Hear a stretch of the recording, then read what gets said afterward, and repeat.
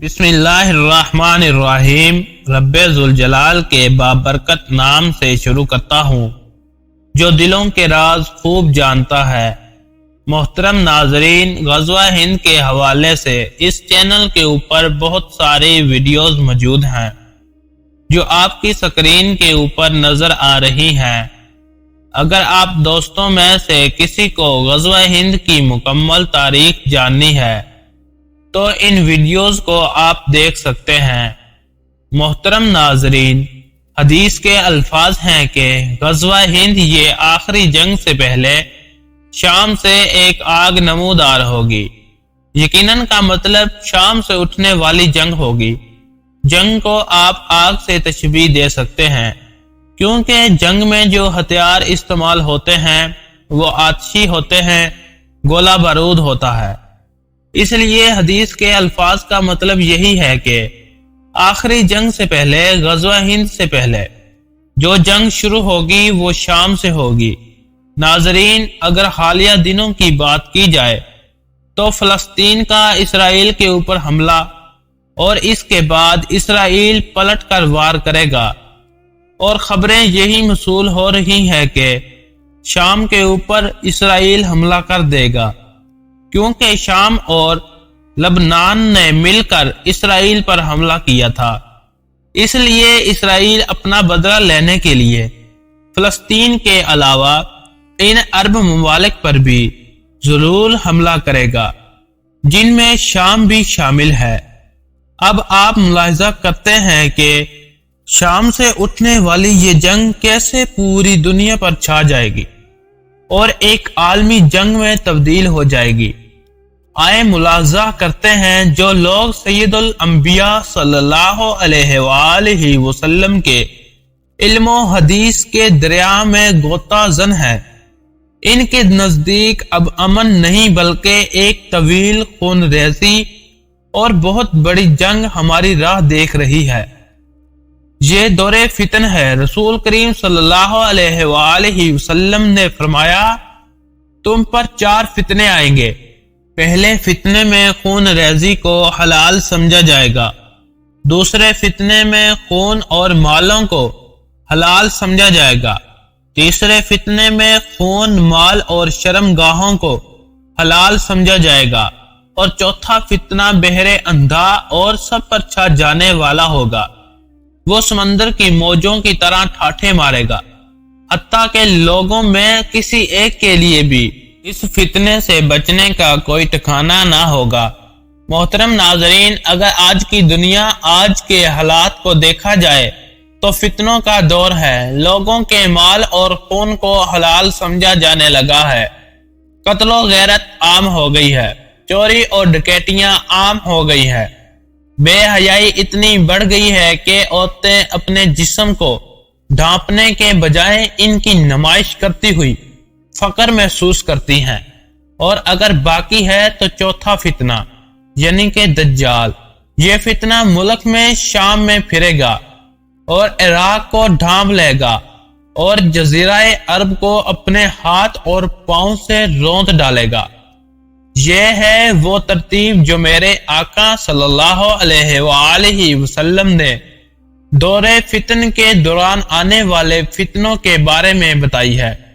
اس دور فتن کے آخر میں ایک بہت بڑی جنگ ہے جن میں حق کو فتح اور اسلام کا غلبہ ہے، یعنی کہ غزوہ ہند۔ حضرت ابراہیم علیہ السلام کی نسل سے 3 مذہب نے جنم لیا، یہودیت، عیسائیت اور اسلام۔ ان تینوں مذہب کے لوگ اس جنگ پر یقین رکھتے ہیں، لیکن بحیثیت قوم اس پر پختہ ایمان صرف اور صرف یہودیت کا ہے، اور انہوں نے اجتماعی طور پر پختہ یقین کے ساتھ اس لیے ہجرت بھی کی ہے کہ ذرا چند لمحوں کے لیے یہ تصور کیا جائے آپ یورپیا امریکہ کے کسی بڑے شہر میں آباد ہیں، آپ کا وہاں پر وسیع کاروبار ہے، آپ کا وہاں بہت بڑا گھر ہے جس میں آپ کئی دہائیوں سے امن، سکون اور عیش و عشرت سے رہ رہے ہیں۔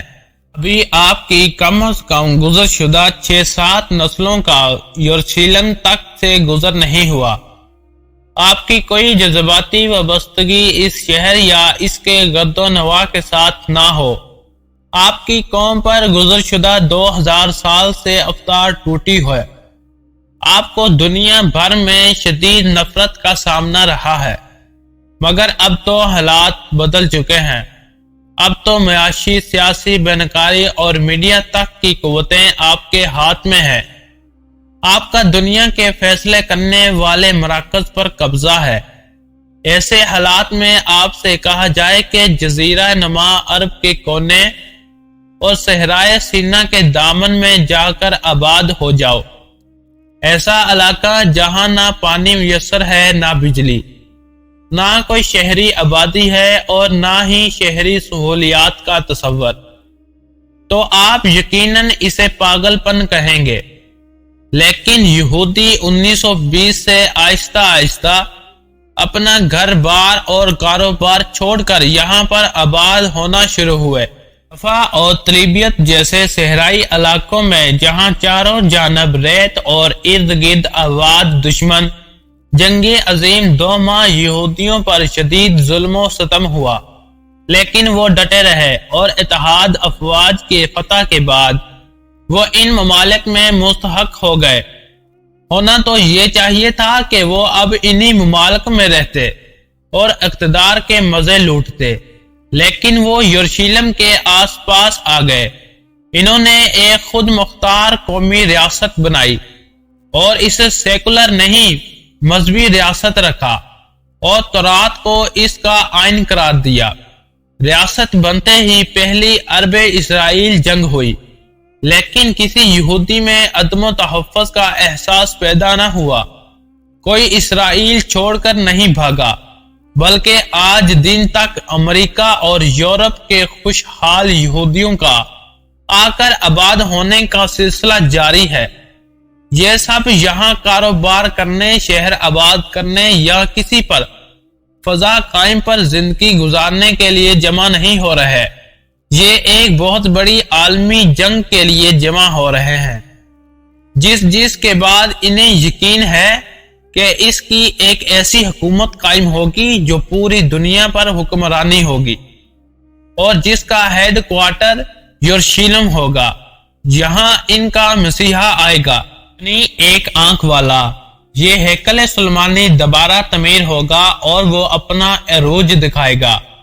یہ تمام مسلم امہ میں 10% لوگوں کو بھی اس بات کا ادراک ہے کہ وہ سب کے سب ہم سے لڑنے کے لیے جمع ہوئے ہیں۔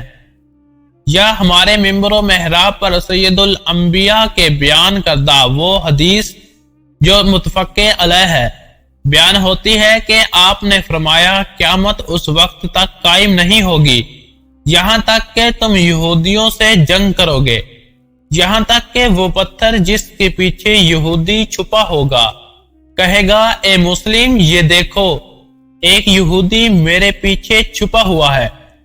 بخاری شریف کی ایک حدیث ہے، ایسی ایک حدیث مسلم شریف میں بھی درج ہے جس میں ایک اضافہ ہے، یہودی پتھر یا درخت کے پیچھے چھپیں گے تو پتھر یا درخت کہے گا مسلم اے اللہ کے بندے یہ یہودی میرے پیچھے ہے، سوائے حرکت کے درخت کے کیونکہ وہ یہودی کا درخت ہے۔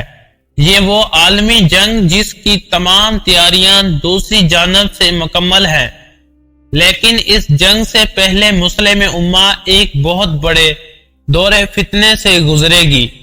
یہ وہی فتنے ہیں جو اندھے، گونگے اور بہرے ہیں۔ یہ فتنے 4 سو ہیں اور اس وقت ہر ملک میں پھیلے ہوئے ہیں۔ جیسا کہ میں نے عرض کیا کہ آج کل خون ریزی عام ہے، قتل و غیرت عام ہے، ڈکیتیاں عام ہے، چوری اور لوٹ مار کا بازار گرم ہے، شرم و حیا کی کوئی تمیز نہیں۔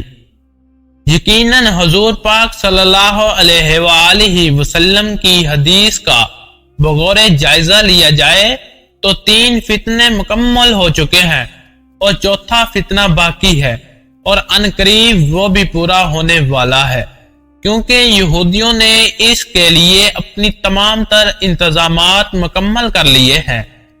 اب یقیناً شام سے اٹھنے والی جنگ ہی وہ آگ ہے جس کے بارے میں حضور نبی کریم صلی اللہ علیہ وآلہ وسلم نے فرمایا تھا کہ شام سے ایک آگ نمودار ہوگی جو پوری دنیا پر چھا جائے گی۔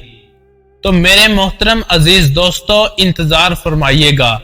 امید کرتا ہوں کہ ویڈیو آپ دوستوں کو پسند آئی ہوگی۔